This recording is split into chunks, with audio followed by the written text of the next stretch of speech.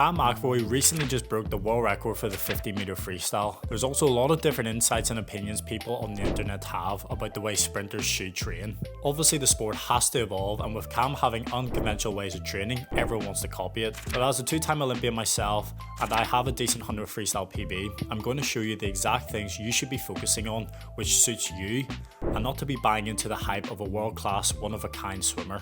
There's 4 pillars we are going to go over which are so important to be building the fundamentals, as a lot of swimmers just like you aren't fully at the top yet, so we need to focus on getting there first. These are your dive, breakout, mechanics of your stroke and strength work. If you want to see more videos like this, then like and comment what you want to see next. You can also join my academy for more tips and race analysis. There's currently a 7-day free trial, link in the description.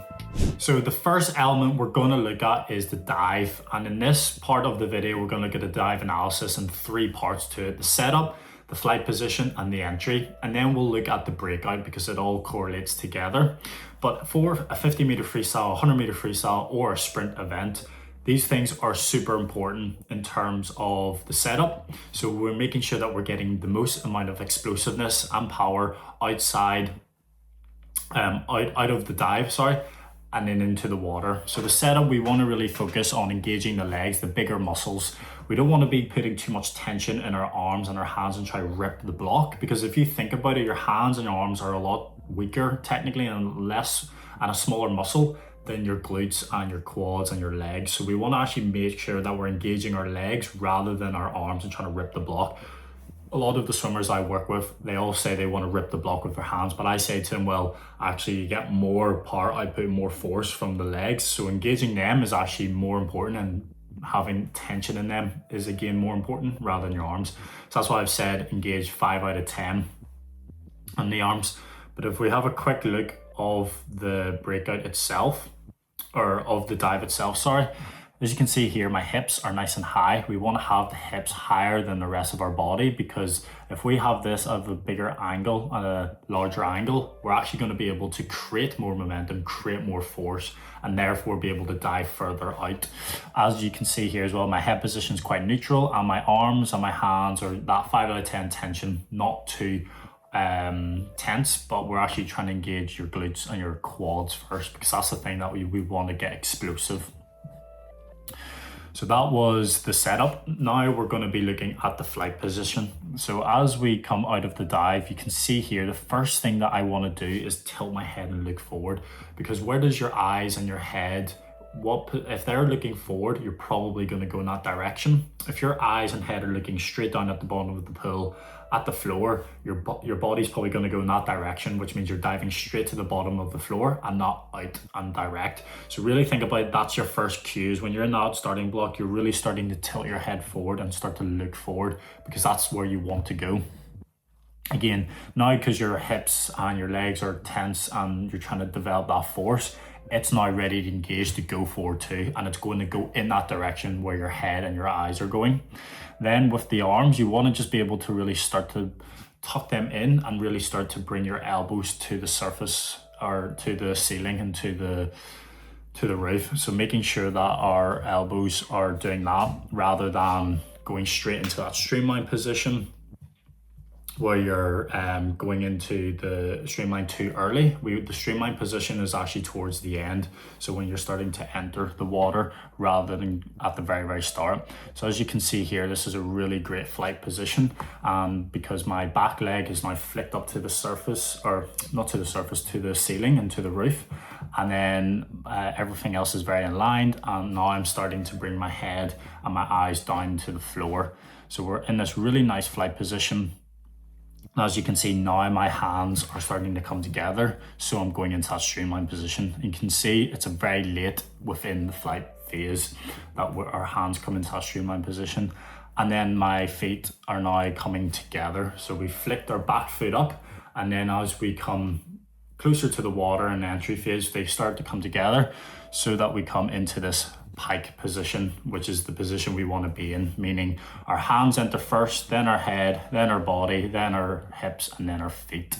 So that's kind of the position we want to enter the water. So it's nice and clean, and we're getting maximum output, maximum direction from our dive, and then we want to now build that momentum and build that speed into the breakout, and that's going to be the next thing that we start to look at, is the breakout phase. So now we're looking at the breakout phase, and this is where we want to maximize that dive, that really great dive that we just did. So the first few parts that we want to look at is the depth of the underwater. So I know a lot of sprinters, they don't do too much of an underwater phase, but we want to make sure we're not diving too deep. So that's why it's really important to fix the dive first, so that we can have a better entry phase. We don't want to go too deep, because then you have to then travel up to the surface and you're almost swimming extra. So we want to make sure that we're having really good awareness in terms of where we're at in the water and if we're close to the surface. You can see here I've probably went a little bit too deep, so a little bit too early on my breakout from the streamline position, because I'm still kind of submerged under the water, but I'm about to take my first stroke. So again, that's something I need to work on as well, is making sure that my awareness of the surface is better. Because then we want to then use that first arm, that first cycle, to really make sure we're driving forward and driving with the speed from the dive. We don't want the breakout to be like a big block where we've done a really good dive and then we hit a blockade, for example. So we want to make sure that that arm that's coming over is driving us, but also this other arm that's catching the water. So that first two strokes needs to be really clean, needs to be engaged. You need to be able to drive that water out from the breakout, because that's what's going to make sure and maximize your speed through to the rest of the 50. So really, really important. And now we're going to go on to the stroke mechanics. So who better to look at than Cam Mcevoy himself? So we're going to look at the underwater phase of his stroke, because that is going to be the most beneficial for you guys, to make sure that we're catching a lot of water. We're making sure we're looking at the body position and see what he's doing to make himself go so fast. So you can see here what we were talking about, the depth of the underwater. He doesn't do too many underwater fly kicks. I think it's like 5, but he's not going too deep. He's quite close to the surface of the water. So then all he has to do is have a nice clean breakout. As you can see here, his body position is so tight, so strong, and so streamlined. And he's taking this first stroke, like I said, and really using that first stroke with the catch of the other arm to really make sure that you're going forward. You can see here he's got a clean breakout. The most impressive thing is how still his head position is. So even though there's a lot of movement going on with the shoulders, your leg kick, your arms, his head is still really still. So making sure you're doing drills like your body position kick, where you're just keeping your head nice and still while you're kicking, or your single arm, having a snorkel on, so you're still moving your arms but your head is nice and still. We want to get into a habit of that, and that's why drills is so good to do that, because you can practice certain elements of your stroke to focus on while swimming quite slowly, and then you can build up to going at speed. Because if you try to work on things when you're at full speed, you're also thinking about so many other things, like your rate, your tempo, your breathing pattern, how hard it is, and how you're feeling. Like there's so many things that you're trying to focus on, that's hard to focus on one element. So that's why breaking it down into drills is a really important skill to do. You can see here each catch is he's anchoring at the top of the water. He's making sure he's pulling all that water past him to go forward. I see a lot of people, they kind of drop that hand, drop that elbow, and then they're only catching like 75% of the water, where you want to catch 100% of all that water, because the more you can hold, the more you're going to go forward basically with each stroke and each catch. So we want to make each stroke and each catch worth it. You can see here as well, his shoulder is so close to his head position, because what is important in freestyle is that kind of rotation that we talk about, because in order to rotate, you can get more length and more distance per stroke. But because he's not doing much rotation, he's keeping his hips nice and still. As you can see here, his hips are really, really still, and his stomach is really still, but he's still getting really nice rotation through this upper part, this shoulder rotation, because that's what's going to increase his distance per stroke and the more water he can catch. So really focus on bringing your shoulder in front of your chin and close to your head when you're sprinting. And again, practicing this on drills first is going to be really important for you. So you can do things like your dog paddle, where you're kind of coming through, or your single arm, and maybe have a pull buoy in between your hips or in your legs, so that your hips are nice and still when you're doing this.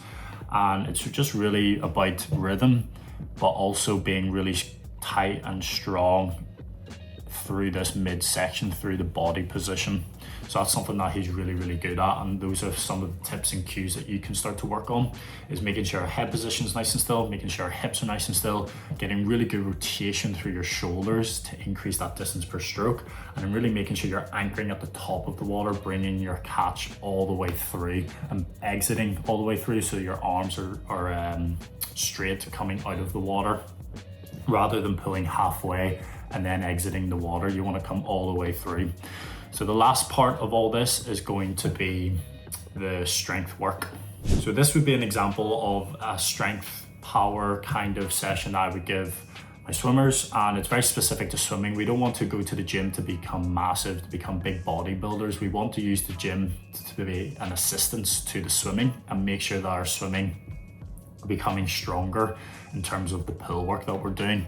So this is kind of like a bit of a power type of session where we're really focusing on plyometrics, explosiveness, and strength. So I like to do a lot of sets between 3 to 4 sets and 3 to 8 reps, depending on where you're at in the season. So 8 reps is to obviously build more volume, build more capacity, and the lower reps, like the 3s, to build more strength. So, you know, trying to increase your weight as you go along. But something like a barbell overhead press is really good, just to really make sure our shoulders are nice and strong. You can tell that Cam was using a lot of his shoulders, but also shoulder injury is the biggest thing for swimmers, so we want to make them robust. You can either do overhead press or behind the neck press, where the barbell is actually behind you and you're pressing up. The next one then is going to be the explosiveness that we were talking about in the plyometrics. Again, we're using a bit of weight for this, so your counter movement jumps, your squat jumps, but this time it's with a barbell, or you can use, you know, without weight and just really focusing on being snappy and being explosive. But I really like having a bit of weight on your counter movement jumps or your squat jumps. I've done box jumps, again, really making sure that we're tapping into that plyometrics work. Chin-ups, again, if you can't do weighted chin-ups, it doesn't have to be chin-ups, it could be pull-ups, just different variations of your grip strength. You can use the resistance bands here that he's got in the background to really help with the speed of your pull-up if you can't really do body weight or weighted. So really different variations of different exercises that are very specific to swimming. Barbell hip thrust, so this is a really good one, because like what we said before, is our glutes, our legs are our biggest muscles, so we want to still train them, still make them powerful and strong. So a lot of variations of your glutes. So this is hip thrust, but you can also do single leg glute bridge or different kind of glute bridges as well. You can add more weight to increase strength, or you can go more volume and more capacity by doing more reps and less weight. Bench press, I'm sure everyone knows that, just kind of variations to help your chest and your shoulders. So it could be things like bench press or your press ups, weighted press ups, dumbbell bench press, you know, different things like that, or single arm dumbbell bench press. So really making sure that we're tapping into these muscles that are going to be used for swimming and making us robust, so that we can generate more strength, generate more power, more force, but also reduce injury too. So that's just a little example of a power gym session that I would give to my swimmers who are more that sprint orientated swimmer. But if you like this video and you want to know more about how to maybe swim 200 to 400 meters or longer distance swimming, let me know in the comments what you want me to break down next, and I'll see you next time.